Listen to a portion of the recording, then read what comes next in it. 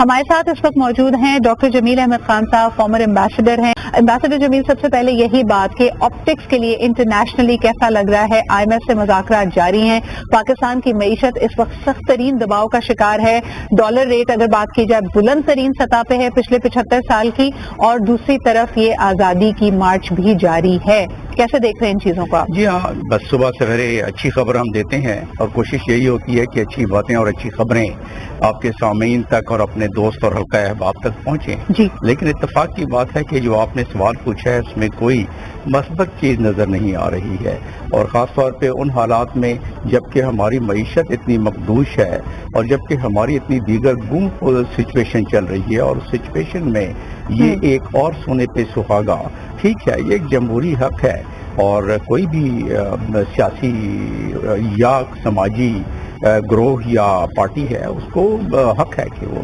اس کے اپنے ایمبیسڈر جمیل 25 تاریخ کا انتخاب کرنا آپ کیا سمجھتے ہیں؟ اگر ایک میکرو پکچر میں دیکھا جائے بحیثیت ایک اسٹوڈنٹ آف انٹرنیشنل افیئرز، آپ کے خیال میں ایک اچھا انتخاب نہیں تھا؟ اس ڈیٹ کا اچھا انتخاب نہیں ہے۔ ہم پچھلے 7 دہائیوں سے کشمیر کا ایک ایڈوکیسی کر رہے ہیں ان حالات کی، اور آج یاسین ملک کا جو ایک عدالتی قتل کا حکم نامہ آنے والا ہے، اس لحاظ سے اگر دیکھا جائے تو وہ پوری دنیا میں ہم چاہتے تھے کہ اس کی آواز بلند ہو، اور اس سلسلے میں پاکستان نے ہمیشہ کوشش اور کاوش کی ہے کشمیر کے حوالے سے۔ وہ جو کشمیر کا ایک سلسلہ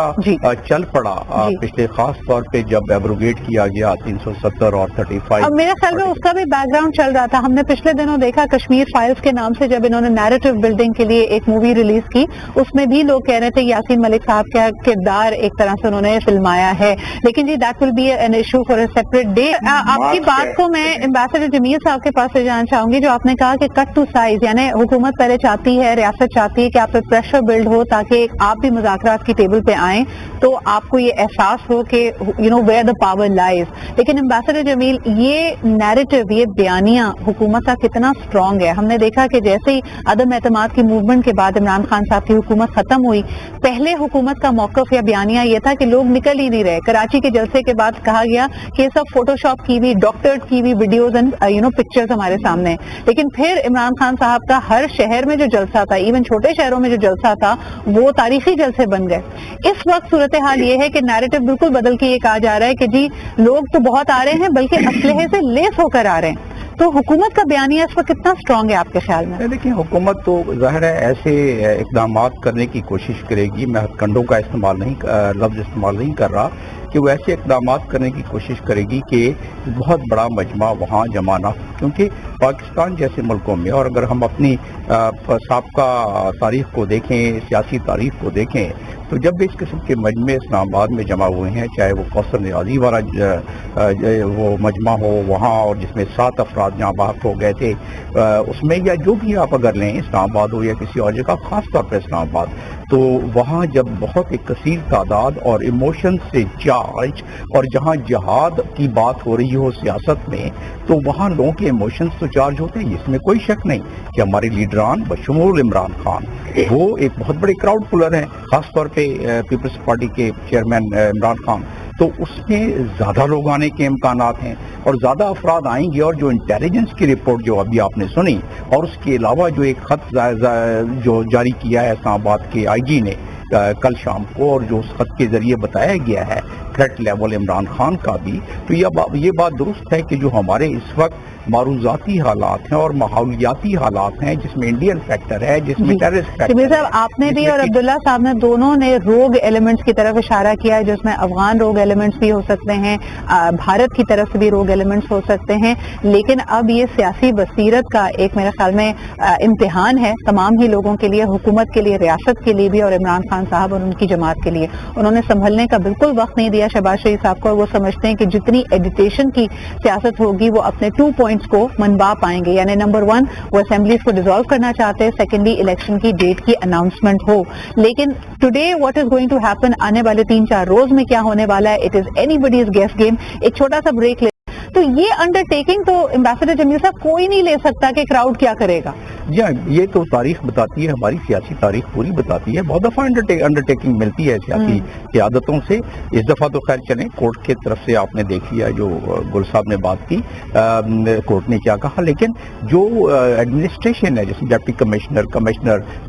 یہ جب انڈرٹیکنگ لیتے ہیں اس میں بڑی آسانی سے انڈرٹیکنگ دے دی جاتی ہے اس لائسنس ملنے سے پہلے وینیو کا. لیکن یہاں تو دو باتیں ہوئی ہیں نا. ایک تو یہ ہے کہ جو لائسنس یا جو اجازت نامہ جسے کہتے ہیں آپ ایڈمنسٹریشن کی طرف سے، ان دس کیس اسلام آباد ایڈمنسٹریشن، تو اس میں انہیں جو وینیو دیا گیا وہ تو پہلے ہی اس کی وائلیشن کا وہ کر چکے ہیں. اب جب لیکن ایک بڑا انٹرسٹنگ جملہ کل مریم نواز صاحبہ نے بھی کہا، and I would like your comment on that. انہوں نے کہا عدلیہ کو، انہوں نے کہا کہ میں آپ کو کہنا چاہوں گی کہ جو آپ کو کھلے عام برا بھلا کہتے ہیں، ان کا اشارہ عمران خان صاحب کی طرف سے تھا کہ عدلیہ کو جو للکار رہے ہیں، برا بھلا کہہ رہے ہیں، ایک نئی آپ روش نہ ڈالیں ان کے ہی حق میں فیصلے دے کر. یہ بنیاد کیسے بنے گی کہ اگر کسی نے اداروں پہ تنقید کی تو پھر ان کے حق میں فیصلہ نہیں آ سکتا؟ دیکھیے، اس کو صرف ذہنی ارتقا نہیں کہا جا سکتا. یہ بات درست ہے کہ ایک سائیکولوجیکل امپیکٹ تو پڑتا ہے. جو زمینی حقائق ہوتے ہیں، چاہے وہ ایڈمنسٹریشن ہو، عدلیہ ہو، باقی چیزیں ہوں، ٹھیک ہے عدلیہ جو بھی فیصلے کرتی ہے وہ اپنے سامنے شواہد رکھ کے کرتی ہے، سیاق و سباق کے ساتھ کرتی ہے. لیکن یہ دنیا میں کہیں بھی آپ رول آؤٹ نہیں کر سکتے ہیں کہ ایک سائیکولوجیکل امپیکٹ جو ہوتا ہے انسان پر، اور عدلیہ کے ممبران بھی انسان ہیں تو ان پر یقیناً. لیکن بہت بڑی تعداد میں کل ہم نے دیکھا کہ عدلیہ کے جو ممبرز ہیں انہوں نے جوائن کیا ہے پی ٹی آئی کو. لاہور میں ہم نے یہ دیکھا. یہ چینج آف ہارٹس کیوں ہو رہا ہے؟ دیکھیے، عدلیہ ہو یا ایکس سروس مین ہو یا فوج کے سابقہ افسران ہو یا پولیس کے لوگ ہوں یا سرکاری لوگ ہوں، یہ ان کو قانون حق دیتا ہے، یہ ان کو کانسٹیٹیوشن حق دیتا ہے. وہ اگر وہ ریٹائر ہو گئے یا ان کی فیملیز ہیں، ان پر تو کوئی قدغن نہیں ہے کہ وہ نہیں. ان کو بے شک. اب رہا سوال کہ اس کا سائیکولوجیکل اثر کیا ہو رہا ہے. جو اس وقت سوشل میڈیا پر جس طریقے سے ایک جنبش آئی ہوئی ہے، کچھ طبقات چاہے وہ. ایمبیسڈر صاحب آخری 2 منٹ تو آپ دونوں سے کوئک سوال میرا یہی ہوگا کہ اس وقت کیا آپ دیکھتے ہیں کہ تمام تر رکاوٹیں، پکڑ دھکڑ، ہاؤس ریڈز اور تمام تر تیاریوں کے بعد who's on the back? Ambassador Jamil very quickly آپ کے خیال میں who's on the back foot? Well, the first bullet fired or the first tear gas fired would dictate that and would indicate that. I think the government would become a little passive if the casualty, God forbid, starts happening. آپ کو لگتا ہے کہ ایک قدرتی طور پہ back foot پہ ریاست ہوتی ہے کیونکہ ظاہر سی بات ہے اس نے انشور کرنا ہے لوگوں کا تحفظ بھی اور ان کے جان و مال کی حفاظت. اور انسانوں کے سمندر کے سامنے ریاست کے لیے ذرا بڑا مشکل ہو جاتا ہے کہ وہ بہت ساری چیزوں میں ہاتھ بن جاتے ہیں، کچھ نہیں کر پائیں گے. بہت بہت شکریہ ایمبیسڈر جمیل ہمارے ساتھ